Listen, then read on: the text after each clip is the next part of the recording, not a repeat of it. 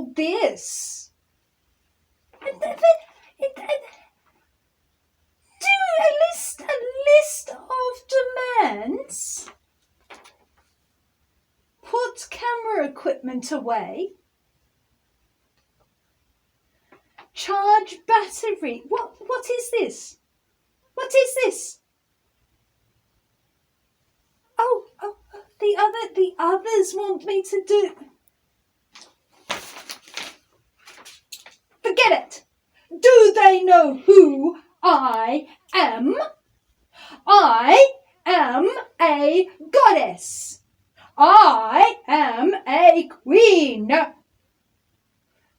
about you go and remind them of that? I will leave things however I want, and I am not happy about them taking Christmas. No, you go tell them that. How dare they send me a list? Me! They've forgotten who I am. Hello? Hello? I haven't been here for a while. Stupid others took Christmas away. Said Henry V wasn't a Christmas play. Henry V is totally a Christmas play. Absolutely. But anyway, here I am. I know you were all missing me.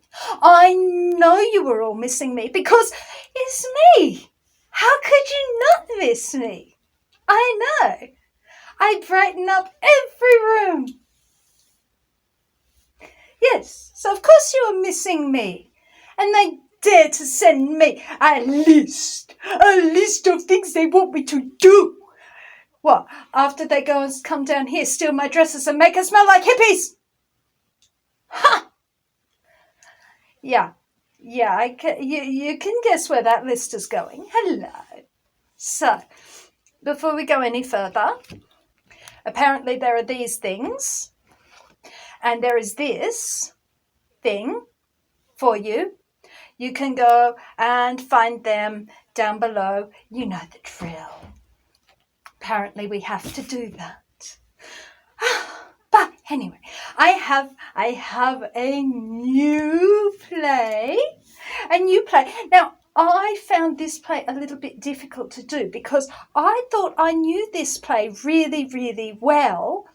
And then the Milwaukee Family Players go and tell me that they found more script that they hadn't been using before. And so even though I have seen this play many times, turns out there was more play than they let on. And so I've had to try and learn all these new bits of the play to tell you. Let's just say they were getting themselves a nice little whipping for that one. So I have my crown because we have another monarch. I like monarchs. I like monarchs. You know I like monarchs. So we have Henry V. Hal's back. Except he's not very Hal-like. Now, one thing you might find interesting is that this play has something very much in common with Julius Caesar, which we did. Remember Julius Caesar? Everybody loves Caesar. Julius Caesar and Henry V are the only two plays that Shakespeare wrote for the Chamberlain's men or the King's men that has no comic character. Because he had an argument with the comic and they decided that Shakespeare was more valuable to them than Will Kemp. And so they didn't have a comic for a little while. So there is no strictly comic part in this play. Of course, no Will Kemp means no Falstaff. No Falstaff. Falstaff was my favourite character. You know that. You know. Henry IV Part 1, Henry IV Part 2, or as I like to call it, Falstaff Part 2. But there is no Falstaff. And this Henry is not at all like Hal. Though he is having to still live down his reputation from being Hal. So, not all bad. But anyway, so this takes place after the end of Henry IV. Now remember, at the end of Henry IV, Hal's father told him, in order to avoid further unrest at home, you should pick a fight with our neighbours. Pick a fight with our neighbours, and that will keep us from having too much unrest at home, because everyone will be too busy with the French. The froggies. Yes. So this is what Hal is doing. He is King Henry V, and he has got his court together, including the archbishops, who are telling him that he has a right to the Salic lands in France. And Hal is debating whether or not it is appropriate for him to go to war for these. So he is debating this, and the archbishops are telling him, yes, you have the absolute right to go and claim this land from the French. So here they are, putting forward these arguments, which very much makes me think of my cousin sister Athena, because Athena was always puts forward diplomatic arguments. She's always putting forth arguments, always so many arguments. Talk. No action. Talk. So here we see her in action again, putting forward these arguments. And having had these arguments put forward and convincing Hal, yes, you should go to war with the French, Hal, or Henry, because he is a very much more serious person than Hal was. Hal is still there sort of underneath, but he's king now. He is the I shall, I will, he has banished, well, full stop. We'll get to that. So in comes a messenger from the French, and the Dauphin, the French prince, so the equivalent of what Hal was, the Prince of Wales, the French equivalent of the Prince of Wales, it has sent a gift, a ton of treasure, instead as an insult, because his ton of treasure is tennis balls, not a ton of treasure. So Hal is being a monarch, a leader of a country, and the prince of that country is mocking him, daring him to, you're not up to this. You're just rowdy and drunk and not a threat to us. Here, go play. Yeah, Hal's not happy with this, and he sends back an absolutely fiery message to the French. He is going to claim these dukedoms, and if they do not give them to him, it is war. So while we may have the talky Athena, talky Athena is waking up Aries. Be very, very careful about waking up Aries. Very careful indeed. Which is in fact something that Hal says, beware about how you wake our sleeping sword of war. And he is described as assuming the port of Mars. So this is very much a play suffused with Aries. So, having decided that we can afford to go to war, we have the money, we have enough people to leave to make sure that the Scots are kept under control, we have been insulted and we have just cause, we are going to war. It is war. So the whole country is now mobilizing for war, including including Hal's old friends down in Eastcheap. Because in Eastcheap we find Pistol, we find Bardolph, and we find Nym. Nym isn't in the earlier plays, but Nym is a new character who, is pretty much very much like Bardolph and Pistol. Pistol has married Mistress Quickly, and the old knight Falstaff, who doesn't appear on stage because they lost their comedian and either wrote him out, and because they had lost their comedian, or he was having such a fight with their comedian that he didn't write him a part. I mean, what a bastard act that would be to push him out. But one way or another, there is no comic part. So we do not actually see Falstaff. But Falstaff is up in the tavern, and the Bardolph, Pistol and Nym are talking and arguing. Nym is annoyed at Pistol because Pistol has married Mistress Quickly, and Nym was also in love with her. Bardolph is, no, we're all going to France. We've got to be friends. This will not do, this squabbling between us. So we are all heading off to France. We must be friends. He does manage to get Nym and Pistol to shake hands in friendship. However, Pistol is, as he was in Henry IV, a roaring braggart. He is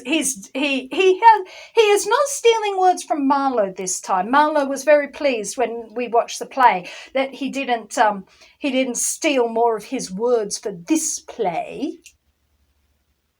But still, he is still his over-the-top self that he was. Bardolph has been to war. He has been to war with Falstaff in Henry IV twice.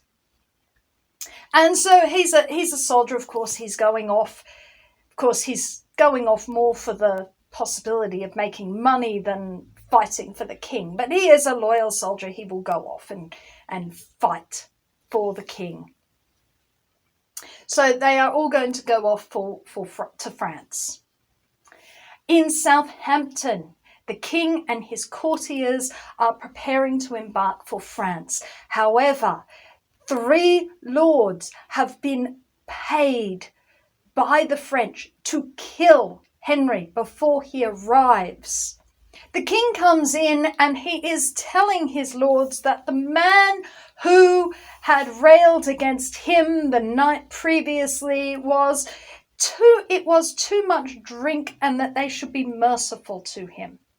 The 3 lords who have taken money from the French argue against this. They say that he should be punished. He should be punished lest other people think that the king is soft and that they can get away with this. He should be made an example of. The king, Hal, dismisses this. He says, no, I am not. If we cannot be merciful against small things, how should we show ourselves in big treacheries? So he is resolute that he is going to let this small insult go. He then hands these three deceitful lords what they think are their commissions. They open them to discover that they are warrants for their arrest. Hal knows exactly what has been happening. He is well informed. And instantly they go and kneel before the king in oh, pity us, mercy, mercy, mercy. And Hal is not merciful. He is not a weak king.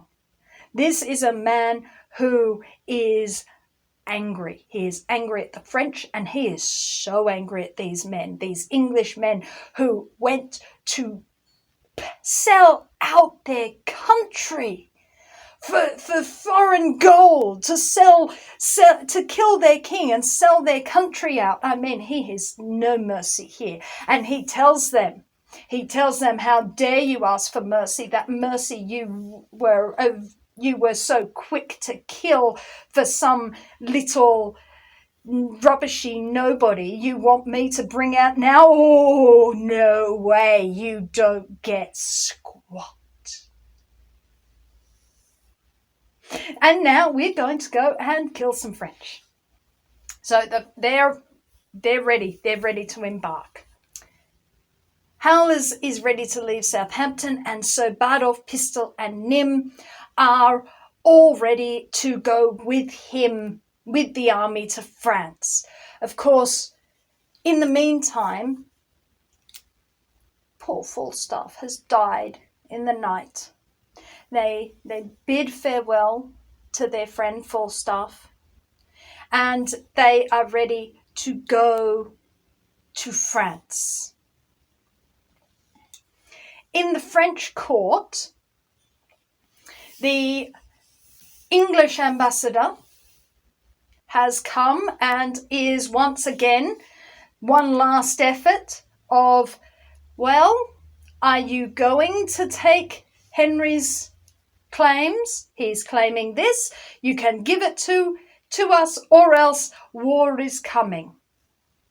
War is coming. And quite frankly, war is going to come anyway.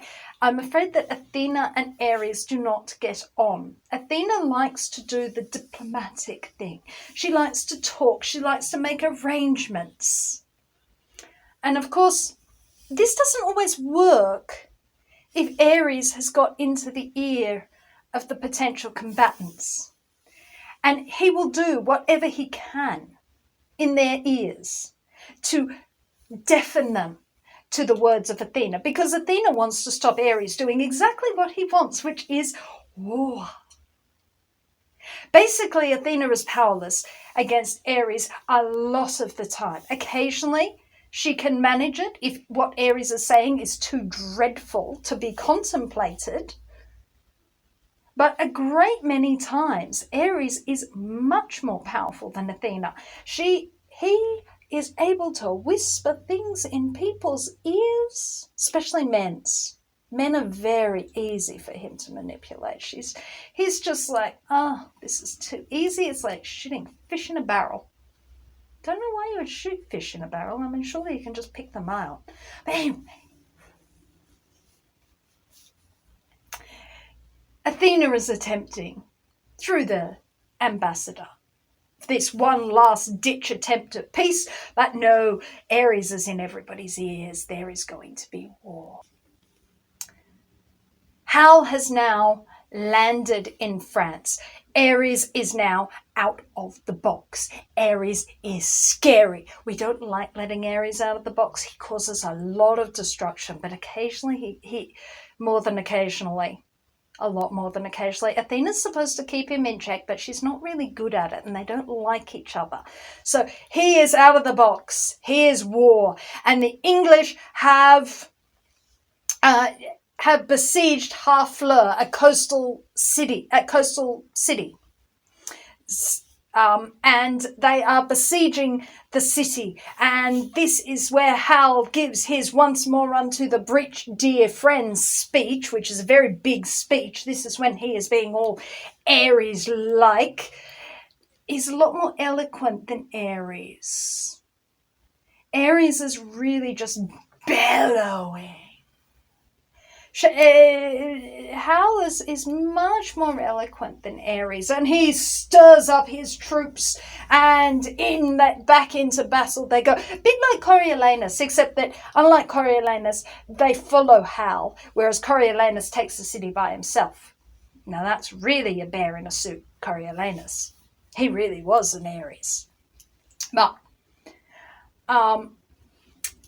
so Hal stirs them up, and then we start to meet some of the soldiers as this. We obviously need to have to some of the lower ranks, because wars are not fought but just by kings, no matter how great a warrior king you might be. They are not fought by that. They're fought by ordinary people. And here we see Bardolph, Pistol, and Nym coming in the wake. They're not really enjoying the fighting. This is not what they signed up for. Remember Falstaff and what he did and buying up people, and their whole idea is we want to make some money, and they have been going around flinching anything not tied down. This will come back to bite them. This will. They are behaving as though, oh yes, this is fine. We're just going to sort of slink off here and hopefully, and they get caught by Captain Llewellyn. Captain Llewellyn is a character who will actually, we will see quite a bit of Captain Llewellyn. Or is it Captain Glower? Well, they get caught by Captain Glower, I think, and sent into the fray. And Captain Glower is talking with Captain Llewellyn. And Captain Llewellyn is very interested in discipline. I think it is Captain Llewellyn who catches up with them. It is. And Captain Llewellyn is talking to Captain Glower. Captain Llewellyn is Welsh. Captain Glower is English. Then there is also Captain MacMorris, who is Irish, and there is Captain Jamie, who is Scottish. So they're a complete cross-section of of Britishness, although Shakespeare won't use the word British until King Lear many years later. Just as a little FYI. And so Captain Llewellyn and Captain Glower are talking about the mines. That the mining is not according to the articles of war, as Captain Llewellyn understands them. Captain Llewellyn is very, very interested in discipline. Captain Llewellyn is also very interested in the ancient ways of running a war. He would have made a very, very good Roman. He is very interested in that. And he is always quoting historic wars and historic battles, and he does not hold with all this undermining and blowing up thing. He does not think that that is appropriate, that that is not according to the articles of war as he understands them. Captain Llewellyn is also a person who has a tendency to use words in the wrong place. So he is a comic character, but not in the same way as Falstaff. He's just one of the actors who can manage some comedy rather than a comic character. So you do miss Falstaff, in all honesty. Imagine Henry V with Falstaff in it. He'd take over. We know he'd take over. Anyway, Captain Llewellyn and Captain Glower talk to Captain MacMorris, the Irishman, who doesn't really care about Captain Llewellyn's articles of war and all of this. He's just like, a little bit longer and we would have blown the place up. Good grief. All of these different groups are not actually getting along terribly well. Captain Llewellyn doesn't like Captain MacMorris. No one can understand Captain Jamie. Captain MacMorris doesn't like Captain Glower or Llewellyn or anyone really. And he's very touchy on his nation. He is very touchy about being Irish. Everything is a potential insult to Captain MacMorris. We only meet Captain MacMorris once, so. But he's quite annoyed that, they've stopped work on the mines because he's just put an awful lot of work into this and now he doesn't get to blow anything up. They were this close to blowing something up. He clearly likes blowing things up. But anyway, Henry comes out and tells the governor of the town or the mayor of the town, do you surrender? Otherwise, these are the terrible things that are going to happen to the people of your town. Truly horrendous things. And the governor is forced to say that the French forces that he has requested have not come to his aid. He has no choice but to surrender to Hal, or to Henry. He's not really Hal anymore. He is Henry. He is the Henry we saw. He is the one who would say, I am the Prince of Wales on the battlefield. The Howl, the hard drinking Howl and fun Howl is not so visible anymore. Henry is very relieved that they don't have to completely demolish the city and kill everybody inside, because, you know, that's a bit much. Even Ares has his... Even people infused with Ares have their limits. Not all of them. Some people will just keep going. But Hal has his limits. He does have things he will not do. Or he will do them if he's pushed, but he'd rather not do them. That's more the point. He'd rather not do them. He will do them. Which is why his threat is not an empty one. So he then leaves Exeter in charge of Harfleur with orders to treat the people kindly, and that they will stay, get his guests for the night, and then march on to Calais, where they hope to be able to spend the winter. Because Calais is on the seaport, and therefore you can get your supplies. Because the worst thing about going to war is getting your supply lines cut. That is so not good. So, in the French court, the French Princess Catherine is having an English lesson, because part of the demands of King Henry is Catherine he wishes her to be his wife. And the French aren't exactly certain exactly which way this is going to go. They don't think it's going to go against them, but the fact that the French princess is having English lessons is not a good sign. The French court are incensed at this setback that they lost a town, that the English are walking on them, that they are taking more land, and that they are being insulted. Their manhood is being insulted. This is how Ares does it. All he needs to do, like Lady Macbeth, little man, and boom! Men go crazy. It's amazing how predictable it is, really. Very predictable. And over again he manages to do this. You would think that the humans would work it out. But no. The French king is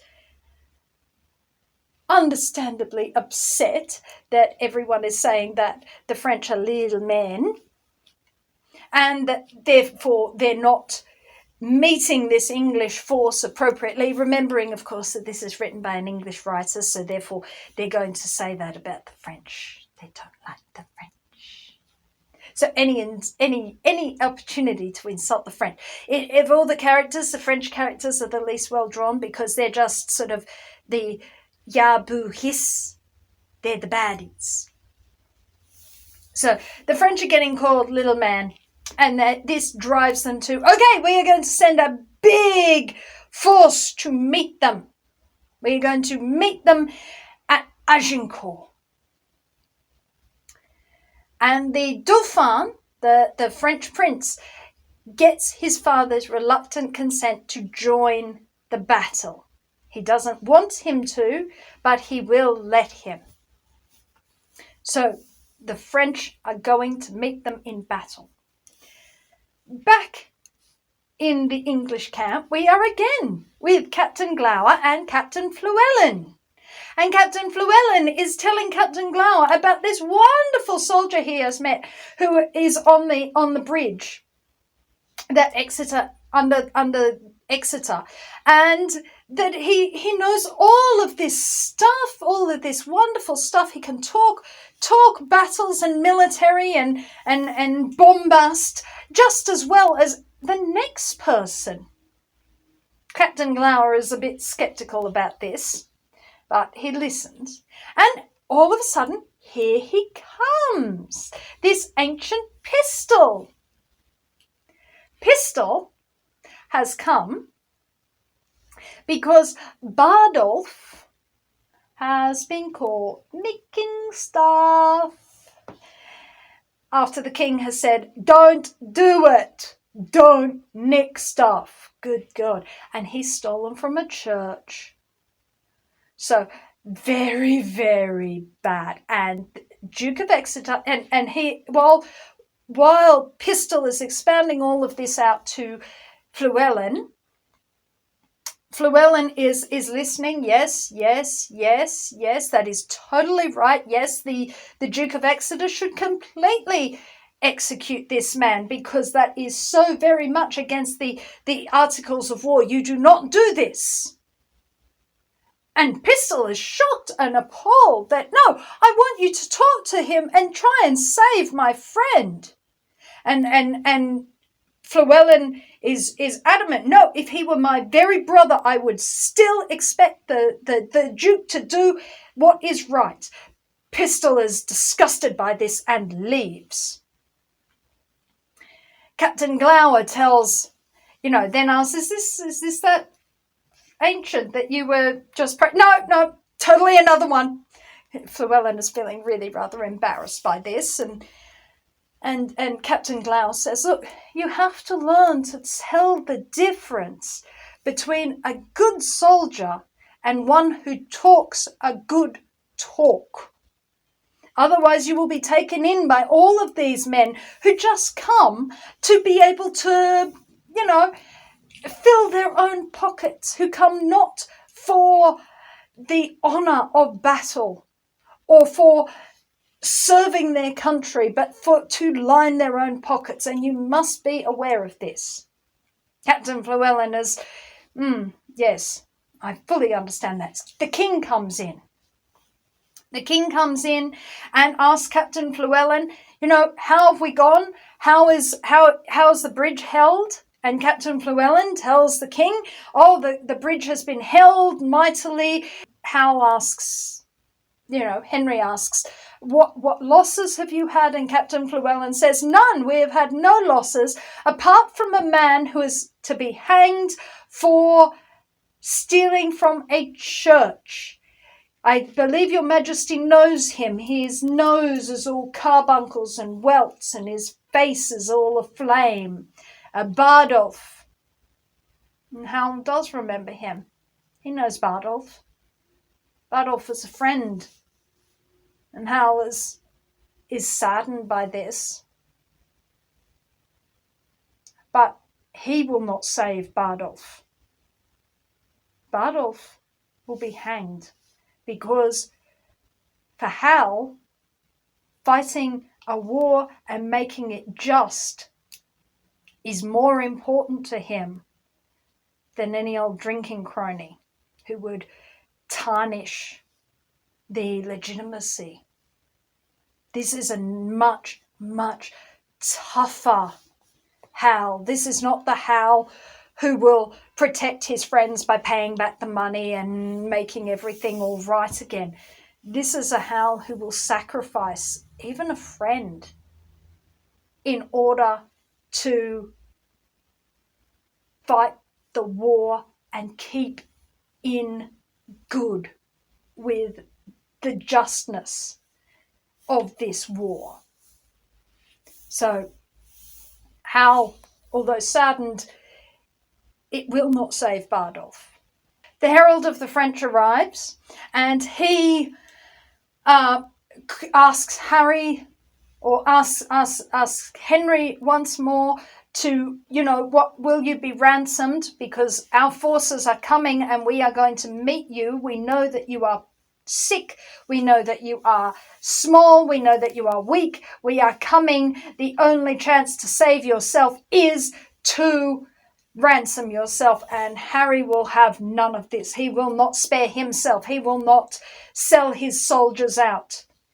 They will fight, even if it's a completely losing cause. They will fight. So, the French and English are now encamped opposite one another at what we then find out is Agincourt, at this field. And so Harry and his lords are there. They know that this battle that is coming, that they are going to be outnumbered. They know that this is not the best, but they're going to make the best of it. The French are very much outnumbering them. They are very loud. And they can see each other's campfire lights across the field. It's a very tense night. And Henry asks to borrow one of his nobles' cloaks, and he goes out in amongst his men to find out what the mood is in the camp. Now, this was not something that Shakespeare found in the Chronicles. This was something that Shakespeare found in Tacitus, which had been newly translated at the time that he was writing Henry V. Ben Jonson would write Sejanus using Tacitus. But Shakespeare would take this from Tacitus. This going out among the soldiers. Germanicus does it up on the German frontier. So he goes in amongst his soldiers and he meets Captain Fluellen, who is once again trying to maintain discipline. Maintain discipline. And he tells other soldiers to be quiet. Be quiet. And they're like, well, we can hear them. And it's like, well, if they're idiots enough to be loud and talking and noisy all night, doesn't mean we have to be and give ourselves away. So Captain Fluellen manages to, he is very much by the book. Hal talks to him briefly. And then he goes and sits with another group of men who are all very, nervous, doubtful. Is this a legitimate war? Is this something that is this going to be on our heads? And if it is not a right war, this should be on the king's head. These are all things that the king is hearing firsthand. He is doing what one of the courtiers said he is doing in Henry IV Part 2, which is he is speaking the ordinary people's language. He is going down into the ordinary people and speaking their language. And because he learnt it in converse in the taverns with Falstaff and his friends there. So this is what Hal is doing. This skill is serving him well. So Hal is listening to the soldiers. He is arguing his side without arguing it as himself, because the words have no meaning if they're from the king.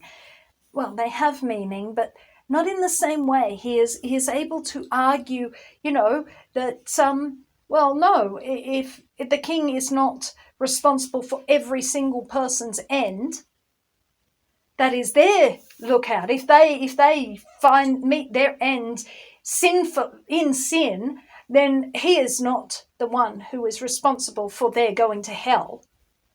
He is responsible for the enterprise, but every man's end is his own. And one man does not like this argument, and he actually challenges the king. Should we make it out of this battle? I will fight you on this one. And so they swap gloves, and so that they can know who the other is at the end of the battle. Hal by himself now prays. He prays that this goes well, that he is forgiven, and that he can atone for what his father did to win the crown in killing Richard. We'll get to that play too.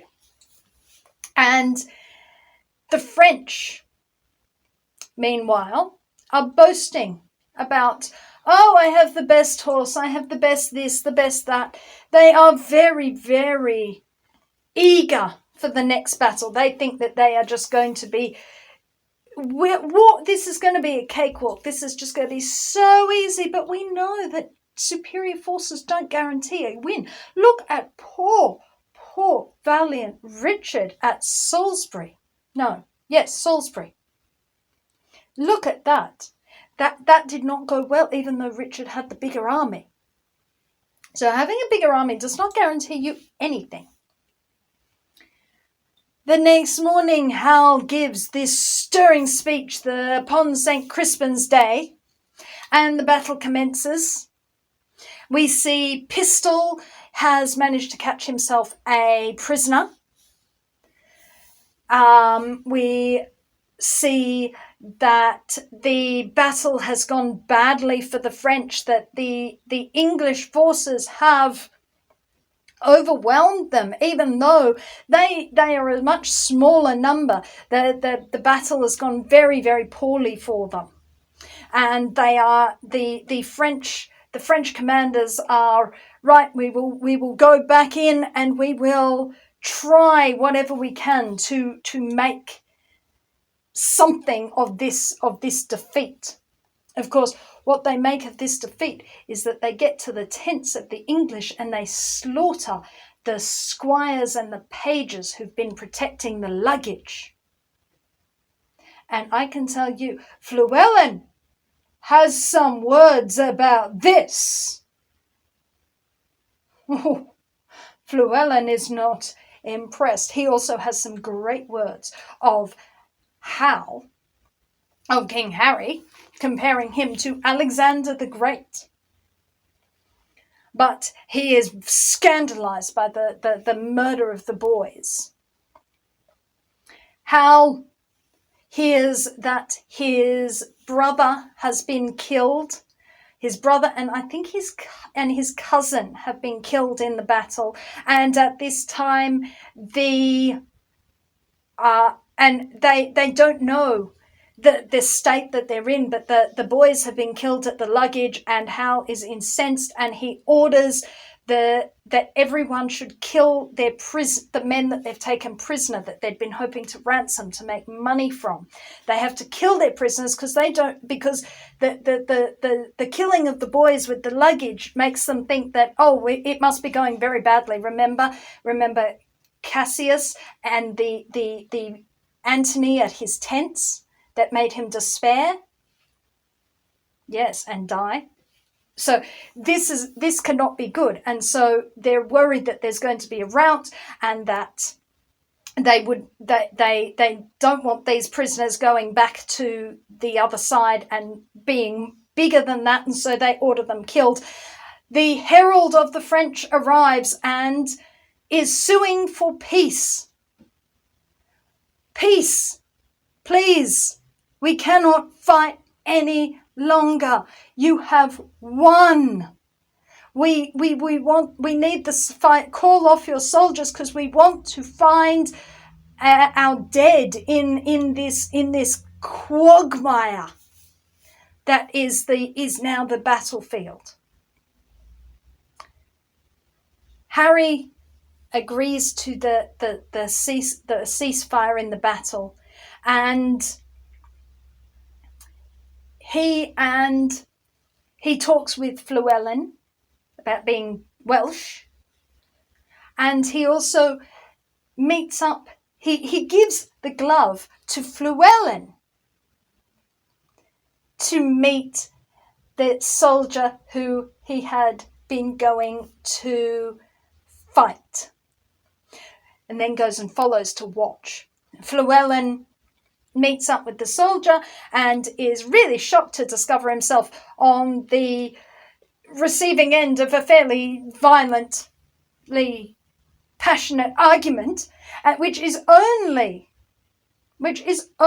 stopped when the king himself steps in to defend this, and he ends up giving the disgruntled soldier his glove back filled with gold. Now, the numbers come in, makes it sound like a sporting event.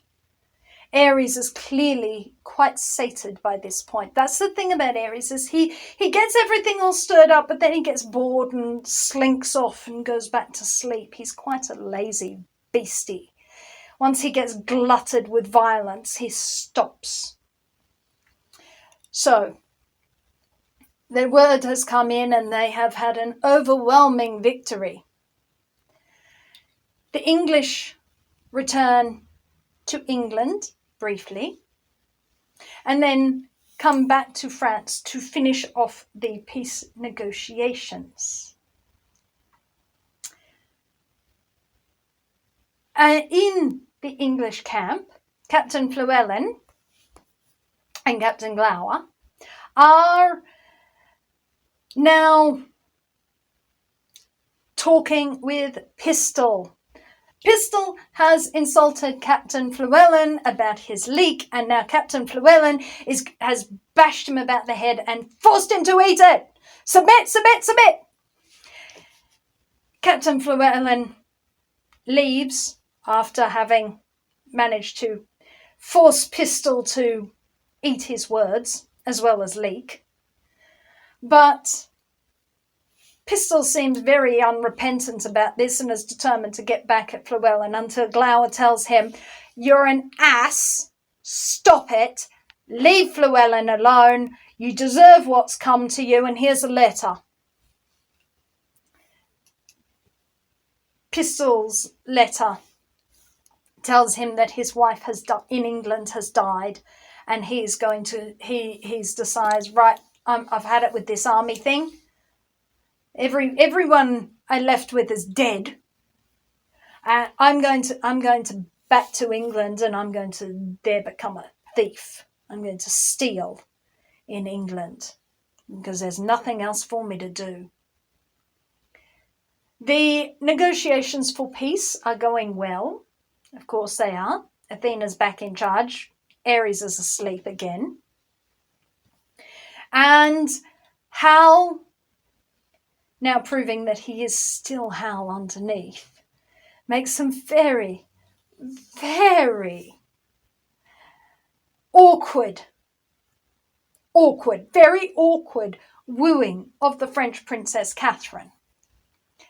Of course, the French Princess Catherine is going to do as she's told, but still we will make an attempt at wooing this woman so that we do not get, murdered in our beds. Exactly how safe is it to marry the daughter of a defeated enemy? Exactly. So we have to put some effort into wooing this woman. So Hal makes some very Hal-esque attempts at wooing. We've never seen Hal in love. We've never seen Hal wooing. Turns out he's much better at war. Much better at war. As he says, my father was thinking of civil wars when he begot me, and therefore I come with an aspect of iron. So when I go to woo ladies, I fright them. So underneath that great king, there's still Hal's still there. Just a little bit still there. Hal does woo Catherine. He does win the crown. He gets what he came for, and he is the victorious king. The great Henry V, the warrior king. And that's it. No Falstaff, no great comedy, but we have the great warrior king. And we have Ares. Now you know what happens when you let Ares out. It's brutal. And this play is just what is war. There are patriotic bits. There are funny bits. There are brutal bits. And that's it. That's what happens when you let Ares out. Anyway, I will be back again. And next time... Oh, what are we going to bring you next time? Ooh, you'll have to wait and see. I haven't quite decided yet. But I will be back next time. And not so long a time as they left me this time. And I don't care how messy I leave all the equipment. So, Until we meet again. Bye-bye. If you would like to support this channel, come across to the Black Cockie Press website, www.blackcockiepress.com.au, where you will find books and other writing services to help with your writing.